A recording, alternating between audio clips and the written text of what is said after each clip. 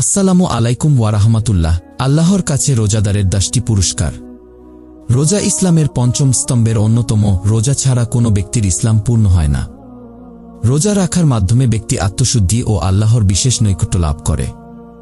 ইসলাম পূর্বশরীয়তগুলোতেও রোজা ছিল। মহান আল্লাহ তাআলা বলেন, হে মুমিনরা, তোমাদের উপর রোজা ফরজ করা হয়েছে, যেমন ফরজ করা হয়েছিল তোমাদের পূর্ববর্তীদের উপর, যাতে তোমরা তাকওয়া অর্জন করতে পারো। সূরা বাকারা। পুরস্কার লাভের পূর্বশর্ত রোজা শুধু বাহ্যিক পানাহার বর্জনের নাম নয়, বরং রোজার আরও কিছু দাবি ও শিক্ষা আছে।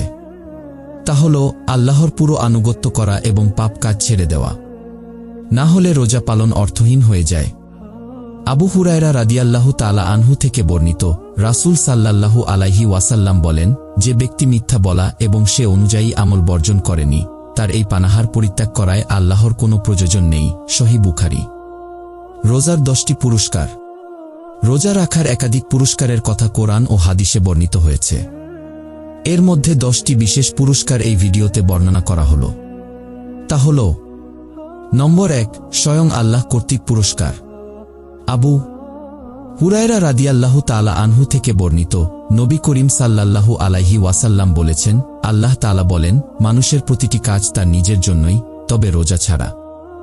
রোজা আমার জন্য, আমি নিজেই তার পুরস্কার দেব। আর রোজাদারদের মুখের গন্ধ আল্লাহর কাছে মিশকের চেয়ে বেশি সুগন্ধযুক্ত। সহিহ বুখারী। নম্বর 2, রোজা অতুলনীয় আমল। আবু উমার রাদিয়াল্লাহু তাআলা আনহু বলেন, আমি একবার রাসূল সাল্লাল্লাহু আলাইহি ওয়াসাল্লাম এর কাছে এসে বললাম, আমাকে এমন একটি ইবাদতের নির্দেশ দিন, যা আমি আপনার নির্দেশক্রমে পালন করব। তিনি বললেন, তুমি রোজাকে আঁকড়ে ধরো, যেহেতু এর কোনো বিকল্প নেই। সুনানে নাসাই। নম্বর 3, রোজা ঢালো।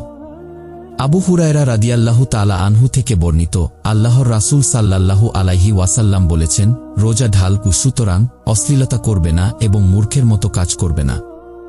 যদি কেউ তার সঙ্গে ঝগড়া করতে চায় বা তাকে গালি দেয়, তবে সে যেন 2 বার বলে, আমি রোজা পালন করছি। সহিহ বুখারী।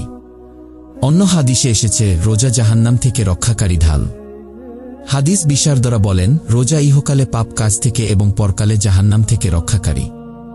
নম্বর 4, জাহান্নাম থেকে মুক্তি। আবু সাঈদ খুদরি রাদিয়াল্লাহু তাআলা আনহু বলেন, আমি নবী করিম সাল্লাল্লাহু আলাইহি ওয়াসাল্লামকে বলতে শুনেছি, যে ব্যক্তি আল্লাহর রাস্তায় একদিনও রোজা পালন করে, আল্লাহ তাআলা তার মুখমণ্ডলকে জাহান্নামের আগুন থেকে 70 বছরের রাস্তা দূরে সরিয়ে নেন। সহিহ বুখারী। নম্বর 5, ফিতনা থেকে আত্মরক্ষা। হুজাইফা রাদিয়াল্লাহু তাআলা আনহু থেকে বর্ণিত, রাসূলুল্লাহ সাল্লাল্লাহু আলাইহি ওয়াসাল্লাম বলেন, মানুষ নিজের পরিবার পরিজন, ধন সম্পদ, সন্তান সন্ততি, পাড়া প্রতিবেশীদের ব্যাপারে যে ফিতনায় পতিত হয়, নামাজ, রোজা, দান, ন্যায়ের আদেশ ও অন্যায়ের নিষেধ তা দূরীভূত করে। সহিহ বুখারী। নম্বর 6, রোজা সুপারিশকারী। রোজা পরকালে আল্লাহর কাছে রোজাদারদের পক্ষে সুপারিশ করবে। আব্দুল্লাহ ইবনে আমর রাদিয়াল্লাহু তাআলা আনহু থেকে বর্ণিত, রাসূলুল্লাহ সাল্লাল্লাহু আলাইহি ওয়াসাল্লাম বলেন, রোজা ও কোরআন বান্দার জন্য সুপারিশ করবে।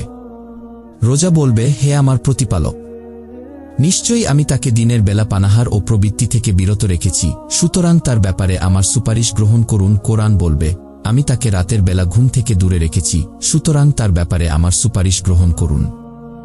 নম্বর 7, জান্নাত লাভ।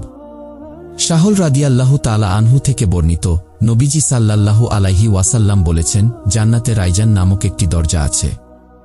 এই দরজা দিয়ে কিয়ামতের দিন শুধু রোজা পালনকারীরাই প্রবেশ করবে, তাদের ছাড়া আর কেউই এই দরজা দিয়ে প্রবেশ করতে পারবে না। ঘোষণা দেওয়া হবে, রোজা পালনকারীরা কোথায়? তখন তারা দাঁড়াবে। তারা ছাড়া আর কেউই এই দরজা দিয়ে প্রবেশ করবে না। তাদের প্রবেশের পরেই দরজা বন্ধ করে দেওয়া হবে, যাতে এই দরজা দিয়ে আর কেউ প্রবেশ করতে না পারে। সহিহ বুখারী। নম্বর 8, আল্লাহর ক্ষমা লাভ।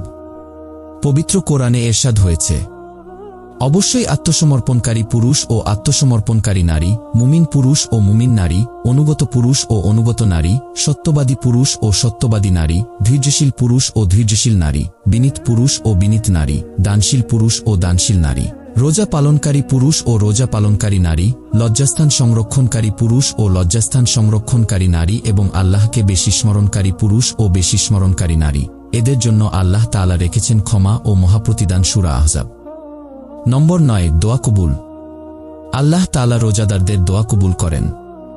আবু হুরায়রা রাদিয়াল্লাহু আনহু থেকে বর্ণিত, রাসূলুল্লাহ সাল্লাল্লাহু আলাইহি ওয়াসাল্লাম বলেছেন, 3 ব্যক্তির দোয়া কবুল হয়। তারা হলেন রোজাদারের দোয়া, অত্যাচারিত ব্যক্তির দোয়া এবং মুসাফিরের দোয়া। সুনানে বাইহাকি। নম্বর 10, অন্তরের পরিশুদ্ধি। রোজা অন্তরের ওয়াসওয়াসা তথা সংশয় দূর করে। আমর ইবনে সোরাহাবিল রাদিয়াল্লাহু তাআলা আনহু বলেন, রাসূলুল্লাহ সাল্লাল্লাহু আলাইহি ওয়াসাল্লাম বলেছেন, আমি কি তোমাদের অন্তরের ওয়াসওয়াসা অর্থাৎ সংশয় দূর করার আমল সম্পর্কে অবহিত করব না?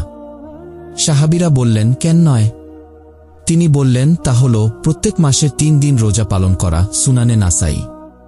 মহান আল্লাহ তাআলা আমাদের সবাইকে সঠিকভাবে রোজা পালন করার তৌফিক দান করুন।